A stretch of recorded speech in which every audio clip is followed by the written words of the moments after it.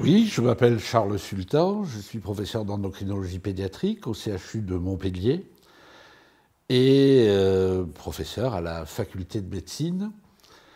Au-delà de l'endocrinologie pédiatrique, qui est l'axe fort du service, je me suis intéressé depuis un peu plus de 20 ans aux conséquences de la pollution chimique environnementale sur la santé de l'enfant.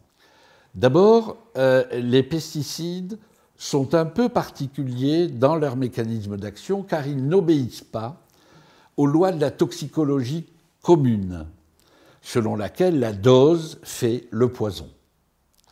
Les pesticides agissent à des concentrations infinitésimales, si bien que cette information me donne l'opportunité de vous préciser que la dose minimale ou ce que les producteurs de pesticides appellent les résidus de pesticides est un leurre. Car même à des doses infinitésimales, les pesticides sont des poisons pour l'homme. La pollution par les pesticides est très particulière, car c'est une contamination insidieuse. C'est une contamination silencieuse. Vous ne voyez pas sur vous les stigmates de la pollution, mais ils sont déjà dans vos cellules. Et on sait que les pesticides, qui non seulement sont des perturbateurs endocriniens, c'est-à-dire ils vont déséquilibrer la balance hormonale, perturbateurs endocriniens, mais n'oubliez pas qu'ils vont agir sur de très nombreux systèmes, sur le système nerveux, sur le système immunitaire, sur le système sanguin et enfin sur la croissance des cellules. Les pesticides sont des oncogènes.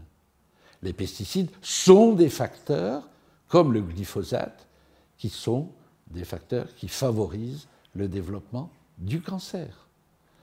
Et donc, il faut les considérer dans leur globalité et non plus à travers le prisme d'un organe, d'une fonction ou d'un pesticide. Donc, au total, je reviens au fœtus car c'est mon combat, au nouveau-né, à l'enfant. Il va être pollué par des milliers de produits chimiques qui s'additionnent, qui vont perdurer, être stockés dans le tissu adipeux et s'exprimer à distance. Ils vont non seulement bouleverser l'équilibre hormonal, mais interagir avec l'équilibre sanguin, l'équilibre immunologique et demain avec les systèmes de défense ou de prolifération du cancer. Donc, parler de crimes contre l'avenir, vous le comprenez bien, n'est pas un excès de langage, ce n'est pas un effet de manche, c'est une réalité. Si bien qu'il y a 10 ans, lorsque nous avons, avec le député Gérard Bapt, signé l'appel de Montpellier, il proposait de réduire, moi je l'ai dit clairement, il faut bannir les pesticides. Donc, que retenir des pesticides? Ce sont des poisons pour l'homme, pour le fœtus, pour le développement, pour l'équilibre psychologique. Ce sont des poisons parce qu'ils vont perdurer et se révéler à distance. Ce sont des poisons parce qu'ils vont obérer l'avenir des générations futures. Et ce sont des poisons parce qu'ils favorisent indiscutablement le développement de cancer.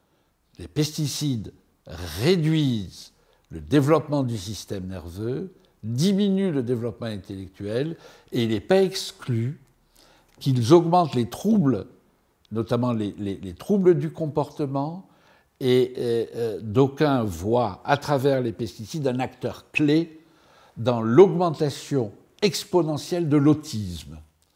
Et on sait que la spermatogénèse d'un homme aujourd'hui est de 50% inférieure à celle de son père. Et un travail publié la semaine dernière montre que la réduction de la spermatogénèse continue d'être observée.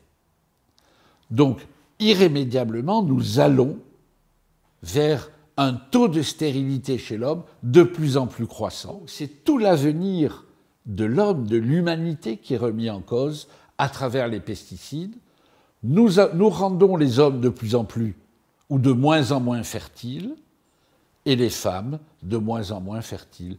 Jusqu'à quand allons-nous tolérer cette pollution de notre environnement sous la pression des lobbies hyper puissants, alors même que les rendements agricoles peuvent être au moins égaux en l'absence de pesticides?